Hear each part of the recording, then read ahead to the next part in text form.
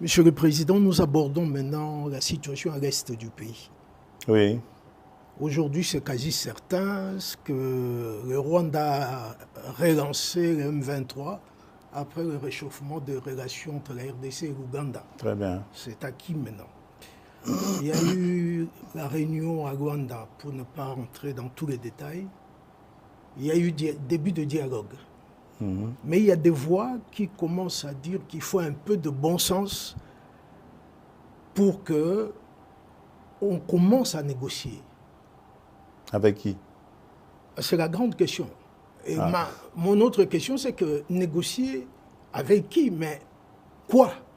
Négocier quoi? Voilà. Très bien. Écoutez-moi bien. Jamais, au grand jamais, tant que je serai président de la République démocratique du Congo, je n'aurai en face de moi la délégation du M23 ou de l'AFC, là où je ne sais pas, pour négocier. Jamais. Ce que j'ai dit, c'est que je veux parler avec le Rwanda, pas négocier, vous avez raison. Parler avec le Rwanda pour demander à M. Kagame, criminel de son État, qu'est-ce qu'il a à voir contre mon peuple? La République démocratique du Congo, à l'époque République du Zaïre, avait sauvé le Rwanda d'une plus grande catastrophe qui aurait été si nous n'avions pas ouvert nos frontières à tout ce flot de réfugiés. Malheureusement, il y a eu une certaine cécité internationale qui a permis que parmi les fugitifs, il y ait les criminels génocidaires et qu'ils soient rentrés sur notre sol avec leurs armes. On ne les a pas désarmés. Aujourd'hui, l'enfer est parti du Rwanda et est arrivé chez nous. Et on nous abandonne à notre propre sort.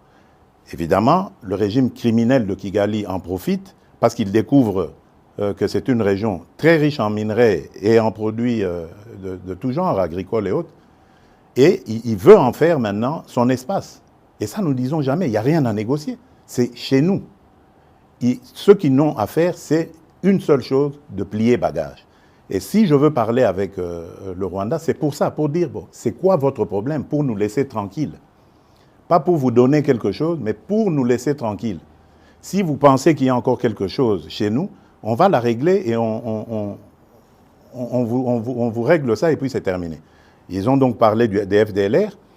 Nous sommes aujourd'hui à Luanda pour parler de ces histoires-là. Cesser le feu et comment régler le problème de FDLR. C'est tout.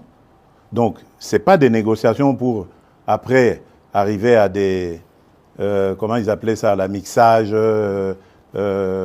instaurer brassage, mixage. Niet. Ça, il n'y aura plus. Ils peuvent arrêter de rêver. Et d'ailleurs, c'est parce qu'ils le savent que vous avez vu qu'ils ravivent encore ce M23, coquille vide, dans un territoire d'ailleurs qui est sous leur contrôle. Donc vous voyez que c'est de la propagande en fait. Ils veulent faire croire que, d'abord ils font cette comédie, ils font dire au M23 qu'ils ne se sentent pas concernés par Luanda, alors que tout le monde sait que c'est Kigali qui les pilote. Ensuite, ils les ravivent un peu pour dire, vous voyez, nous sommes capables de reprendre les armes. OK. Nous savons et nous sommes inscrits dans le processus de Luanda. Et d'ailleurs, demain, des pourparlers vont commencer pour justement se pencher sur le plan de cessez-le-feu et de retrait et le plan d'anéantissement des FDLR. Et nous disons, si à côté de ça, le grabuge continue, nous continuerons à tenir pour responsable Kigali. Et pour nous, le provocateur numéro 1, ce sera lui, et les conséquences, ce sera à lui de les assumer.